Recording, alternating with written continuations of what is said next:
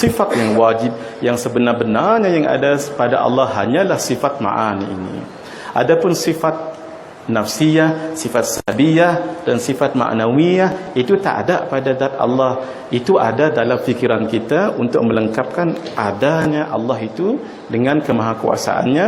Maka ini disebut amrun i'tibari, dengan akal sahaja, dengan fikiran sahaja. Dengan akal dan dengan fikiran sahaja. Oleh kerana itu, apa fungsi mereka itu? Memang ada fungsinya. Fungsi sifat nafsiyah untuk membenarkan semua ini. Kalau ada wujud Allah ada, barulah ada sifat ini. Kalau Allah tak ada, macam mana nak bersifat dengan sifat itu? Satu. Apa fungsi salbiyah ini? Fungsinya ialah apa sahaja orang nak menyamakan makhluk dengan Allah, mari 5 penglima ini akan menafikannya.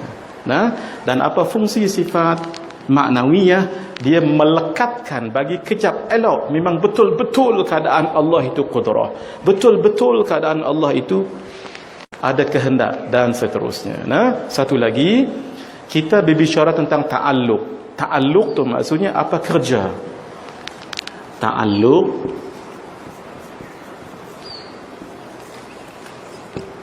apa maksud ta'alluq? Kita bagi bahasa mudah-mudah, apa kerja, apa tugas, apa fungsi setelah ada sifat. Setelah ada sifat.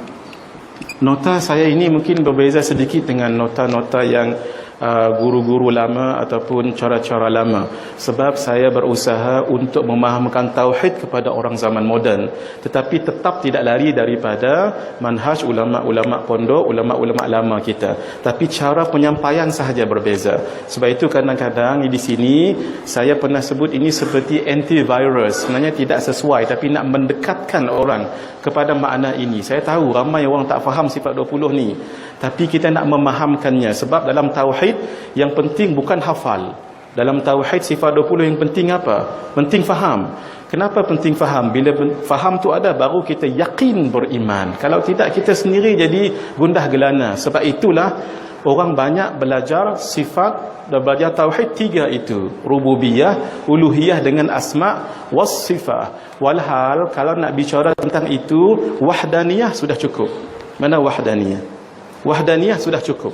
Di sini sudah menceritakan tentang tauhid rububiyah, tauhid uluhiyah, asma dan sifat. Dekat sini cukup wahdaniyah sahaja. Sebab Allah tidak serupa dengan yang lain, satu ketunggalannya. Nanti kita bicarakan itu. Sebenarnya tauhid 3 itu kecil sangat, ini sangat besar. Sebab itu ulama kita wajibkan belajar sifat 20 ini supaya kita kenal Allah. Dalil yang paling kuat apa? Qul huwallahu ahad. Katakanlah wahai Muhammad, Allah itu esa. Macam mana nak kenal Allah? Nak kenal Allah dengan cara sifat ini, dengan cara zat dan dengan cara af'al Allah. Macam mana nak tahu zat kalau kita menyupakan Allah dengan yang baharu, berketul dan bertempat dan sebagainya? Kembali juga belajar sifat. Bagaimana nak tahu af'al Allah kalau kita katakan banyak sekali kudrahnya Allah? Tidak. Tetap juga kembali kepada sifat 20. Itulah kenapa disebut sifat 20 terlalu famous sangat dan wajib kita ketahui. Itulah cara pendekatan saya, sementing kita faham. Nanti kalau kita berbicara tentang ini, kita nampak biar tahu, jangan tak tahu. Jadinya sifat ini ta'alluq. Oleh kerana sifat yang betul-betul ada pada Allah cuma 7 ini tadi, hanya 7 ini sahaja yang ta'alluq. Wujud tidak ada ta'alluq. Qidam, baqa, mukhalafatuhu ta'ala al-hawadith, qiyamu binafsihi, wahdaniyah, tak ada ta'alluq. Yang ta'alluqnya cuma 7 ini. Tinggal lagi kata ulama, walaupun 7 ini ada ta'alluqnya, ada fungsinya, ada kerjanya. Contoh, kudrah ini, sifat ni namanya sifat berkuasa. Dengan sifat itu, tugas berkuasa itu menjadikan, mematikan, mengadakan, meniadakan. Itu adalah tugas bagi kudrah. Iradah ini sifatnya berkehendak. Dengan kehendak itu, apa tugasnya? Allah mengkehendaki kamu menjadi lelaki, jadilah lelaki.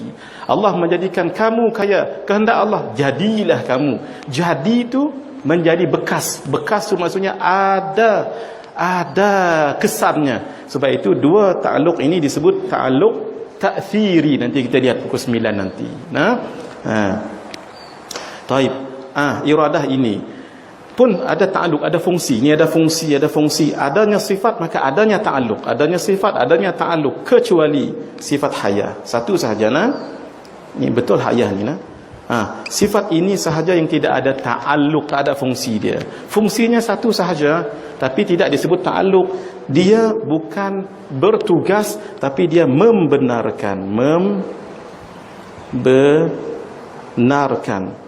mengesahkan, ini bahasa Jawi lama, mengesahkan. Ada sifat hayah, sah ada qudrah, sah ada iradah. Kalau Allah tidak hidup, macam mana ini nak disahkan?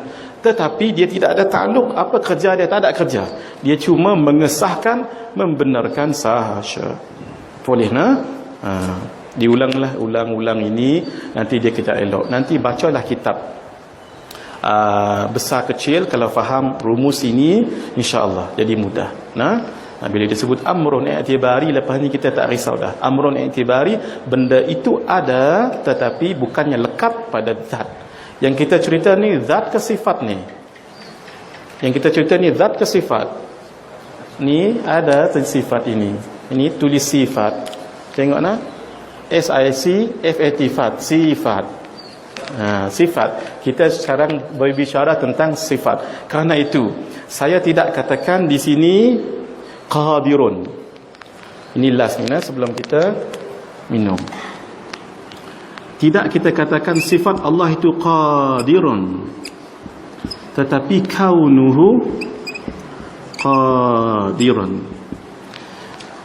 Kaunuhu, keadaannya, sifatnya boleh juga disebut keadaannya, sifatnya. Sebab itu kalau ada kitab-kitab sifat 20 yang mengatakan sifat Allah yang ke-14 qadirun, ke-15 muridun, ke-16 alimun, itu tidak tepat.